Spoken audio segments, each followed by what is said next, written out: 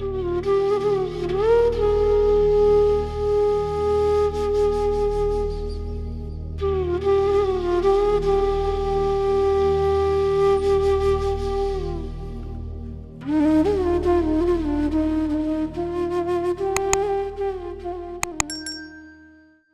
गुरु जी संगत जी, शुक्राना Guru ji for blessing me for this सत्संग।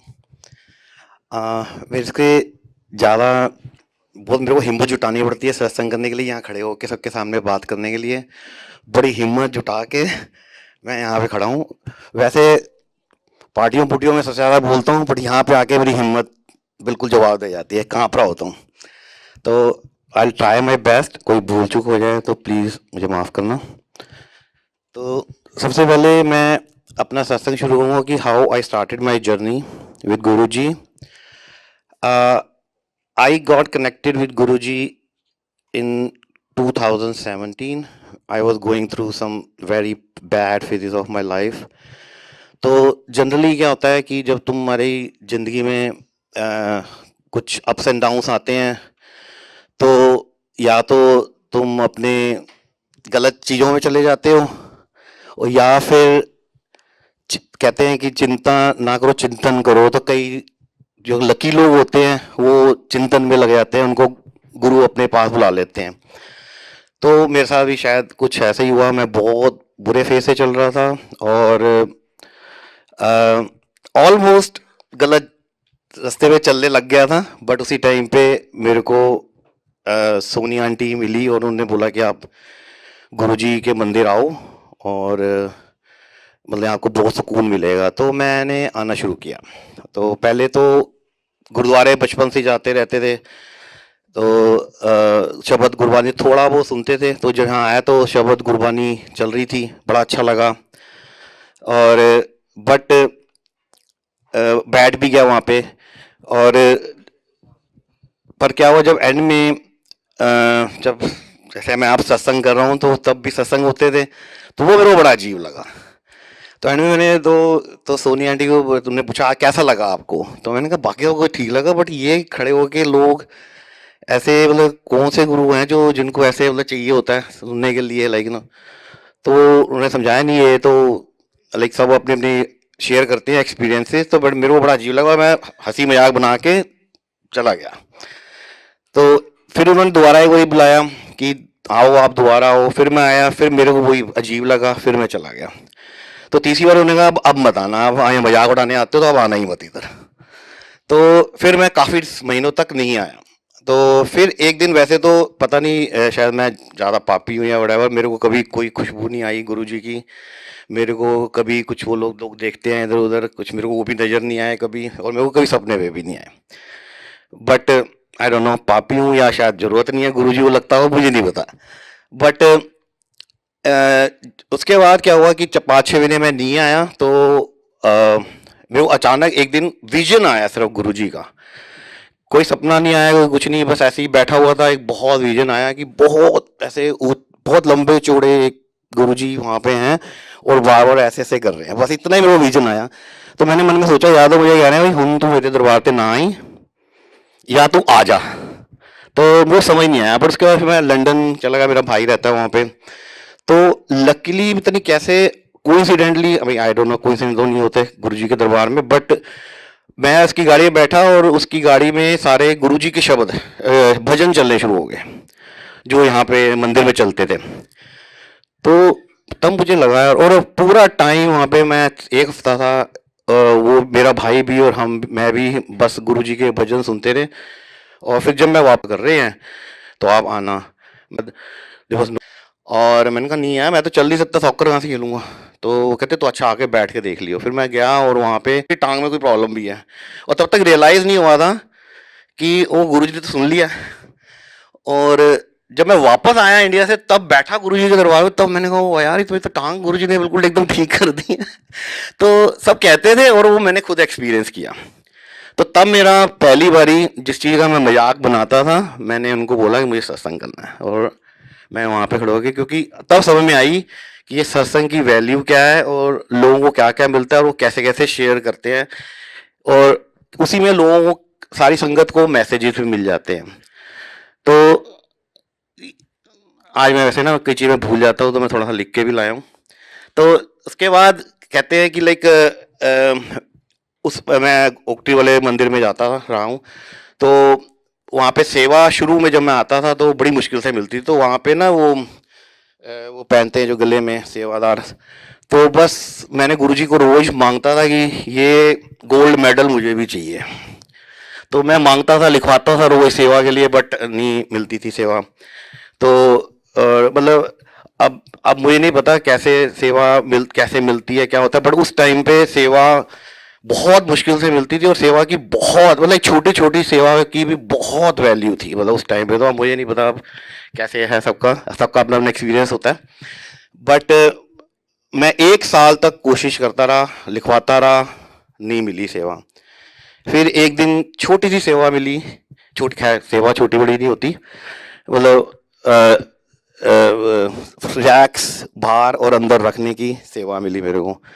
और वो मैंने फिर शुरू करी और फिर धीरे धीरे गुरु जी ने सारी सेवाएं मेरे से करवाई। सारी किचन की, किचन साफ करने की, सीवेज साफ करने की, रोटियां बनवाने की, हर चीज़ की सेवा धीरे धीरे सब मिली मेरे को। तो अभी क्या होता है कि कई बार हम लोग ग्रांटेड ले लेते हैं सेवा को, बट मैं खुद भी ले लेता हूँ, क्योंकि कई बार क्या होता है हम वहाँ खड़े हुए हैं और अपने मन में जब खड़े होते हैं सारी संगत आती है, तुम्हारे को सेवादारों को ना थोड़ा सा अहंकार भी हो जाता है कि लाइक हम कुछ हैं। तो उसके लिए अब जैसे आंटी ने अभी बोला कि सारे जो हमारे मैसेजेस हैं वो हमें गुरबानी से मिल जाते हैं। तो इसका मैसेज भी मुझे मतलब, अच्छा मेरी बहुत छोटी बुद्धि है, जो भी मैं बोल रहा हूँ मतलब कोई मैं टीचिंग नहीं कर रहा, मतलब ये मैं अपना एक्सपीरियंस शेयर कर रहा हूँ। जो जो मैंने समझा, मेरी छोटी बुद्धि ने समझा, मैं वो शेयर कर रहा हूँ। तो मेरे को कई मैसेज मिला कि जब तक तुम बैठोगे नहीं दरबार में, सुनोगे नहीं, तो तुम्हारे को कहीं ना कहीं वहाँ खड़े होके अहंकार आ ही जाता है। तो जब तुम्हें बैठना चाहिए, सुनना चाहिए, तभी तुम्हारे को पता लगेगा कि कहाँ तुम्हारी गलतियाँ हैं, कहाँ क्या है क्या नहीं है। तो उसके बाद फिर मैंने, अब मेरे को ये था कि लेकिन सेवा है तो बैठो कैसे। तो बट उसका ये मैसेज मेरे को एक और भी मिल गया कि like let me come back to amrit vela. क्योंकि जब भी मैं वहाँ बैठता था, गुरबानी सुनता था और साखियाँ सुनता था हर बारी। वैसे तो गुरुजी कहते हैं there is no if birds, या बहुत सारी संगत ऐसे भी सोचते हैं जो कि किसी कोई टाइम नहीं होता, गुरु जी की उस्तत करने का कोई टाइम नहीं है, किसी भी टाइम पे कर सकते हो, विच इज़ करेक्ट। कभी भी कर सकते हैं, पूरा दिन 24/7 कभी भी हमारा जब भी है मौका मिले हमें करनी चाहिए। बट प्रॉब्लम ये होती है कि हमारे को generally, for me, I don't know, I can not talk about everybody else, but for generally for me like नहीं उतना मिल पाता टाइम तो दिन में। या तो वो कहते हैं कि like there are two thing जो मेरे को समझ में आई। एक तो कि तुम्हें नित्य नियम करना है। नित्य नियम का मतलब होता है जो तुम रोज करते हो। और एक होता है कि तुम्हें अपना दशवंत निकालना है। दशवंत का मतलब होता है कि तुम्हारा जितना तुम कमाते हो उसका 10% तुम्हें अच्छे कामों में डोनेशंस वगैरह में लगाना चाहिए। But at the same time अपना दशवंत जो है गुरु जी को भी देना है हमने। अपना 10% of our time, not only money, 10% of our time also we should give it to Guru ji. तो मुझे समझ नहीं आ रहा था कि लाइक सिर्फ थर्सडेज या संडेज को जाके कैसे मैं अपना दशवंत निकालूंगा गुरु जी के साथ, अपना टाइम 10% कैसे निकालूंगा, मेरे पास और तो टाइम है नहीं। तो उसका वही अमृत वेला में लाइक हम 2-2.5 घंटे जुड़ जाते हैं। उठते ही वो कहते हैं कि तुम जब उठ गए, उठने तुम्हारा टाइम स्टार्ट हो जाता है। नहाते हुए ये करते हुए तुम सिमरन चला दो, ये करो, तुम्हारा टाइम शुरू हो जाता है। तो नित्य नियम का टाइम शुरू हो जाता है। तो पाठ चला लो, जो भी, मतलब आते आते फिर यहाँ पे बैठो, तो मतलब तुम्हारे 2-2.5 घंटे हो जाते हो। तुम्हारा दशवंत फॉर योर गुरु जी का टाइम जो हमने निकालना है वो जरूरी होता है निकालना। तो वो मेरा निकल जाए। तो मेरे को इसलिए जितना मेरे को समझ में आया इतना मैंने मतलब उसमें से समझा। क्योंकि हम जब बैठते हैं तो गुरबानी सुनते हैं और साखियाँ सुनते हैं। हर साखी में अमृत वेले का नाम हमेशा बहुत आता था। तो अब कई बार आता है, मैं भी दिल्ली का हूँ तो मेरी मतलब नकली पंजाबी कहते हैं दिल्ली वालों में, पंजाबी भी हूँ। बट मुझे भी पूरी साखियाँ समझ में नहीं आती थी पंजाबी की। बट जब हम अमृत वेला में सुबह आते हैं तो और रिंकू वीर जी की साखियाँ चलाते हैं जो हिंदी में होती हैं, तो मेरे को समझ में आनी शुरू हुई कि जो हम रेगुलर सत्संग में सुनते हैं उसके सारे मतलब समझ में आने शुरू हुए। और इसलिए लाइक ये बहुत बहुत बहुत बड़ी गुरुजी ने दाद दी कि सेवा दी, सिमरन दिया, नित्यनेम दिया, अमृत वेला दिया, हेल्थ दी, वेल्थ दी, जितनी भी मतलब मेरे को जितनी जरूरत है उतनी मेरे पास है। तो जितनी गुरुजी ने बहुत कृपा करी हुई है। पहले क्या होता था, हमें तो शुक्राना भी करना नहीं आता था, मतलब हर चीज में लगता था कि लाइक कि वो why me why me why me. अब अभी पीछे एक डेढ़ महीना पहले मेरे मेरे बेटे वो गया था नाम ट्रैम्पलिन पार्क में, तो उसकी टांग टूट गई, उसकी 3 हड्डियां टूट गई और उसको रॉड डली, उसकी सर्जरी हुई। और मैं बड़ा काम था, बहुत काम, मतलब मेरी सारी फैमिली पैनिक हो रही है, सब हो रहे हैं, ये वो लग गई, ये मैं काम। अब वो पूछे तू इतना काम कैसे है, मैंने कहा उसका सर भी तो फूट सकता था, उसकी पीठ भी तो टूट सकती थी, टांग टूटी है, जुड़ जाएगी, ठीक हो जाएगा। तो मैं शुक्राना कर रहा था गुरुजी को कि थैंक यू गुरुजी, कोई बड़ी बल्ला से आपने हमें बचा लिया। मतलब ये कहते हैं वो 90% अपने ऊपर लेते, 10% वो हमें 10% पे बचा लिया। कुछ बड़ा हो सकता था, जो मतलब कुछ भी हो सकता था, वी डोंट नो वहाँ से गिरने के बाद। और बहुत सारे ऐसे एक्सीडेंट्स वहाँ हो रहे थे जो मतलब प्लेजेंट नहीं थे। और तो मेरे को मुंह से शुक्राना ही निकला। तो रोज यहाँ पे आके जो हम बैठते हैं, सुनते हैं, करते हैं, अमृत वेला में बैठते हैं, बस शुक्राना शुक्राना शुक्राना। और दूसरी बात मेरे को समझ आई कि बस अपनी अपनी हमें नहीं पता होता है कि हमने दिन में कितनी गलतियां कर दी हैं, कितना क्या कर दिया हुआ है। तो बस माफ़ी मांगता हूँ और शुक्राना करता हूँ। और सॉरी, मेरे को ना कई चीज़ें भूल जाता हूँ, एक बार फ्लो में बट अच्छा। और इसी इसी के ऊपर मतलब मेरे को एक बात और कहनी थी, लाइक हम जैसे जो मेरे को समझ में आई यहाँ पे आने के बाद कि जैसे हम लोग अपनी लाइक जॉब करते हैं, बिजनेस करते हैं, तो हम अपनी कमाइयाँ करते हैं, बैंकों में डालते हैं। तो जो यहाँ आते हैं उसकी भी हमारी ये कमाई है। समझ लो लाइक हमने दिन में 2 घंटे 3 घंटे लगाए हैं, वो हमारी कमाई है, वो हमारा बैंक बैलेंस है। बट हमारे खर्चे भी हैं बहुत सारे। जैसे हम किसी की बुराइयां कर देते हैं, हमें अहंकार हो जाता है चीज़ों का, गुस्से आ जाते हैं, ये हो जाता है, वो हो जाता है। तो वो हमारी सारी वो है, खर्चे हैं हमारे।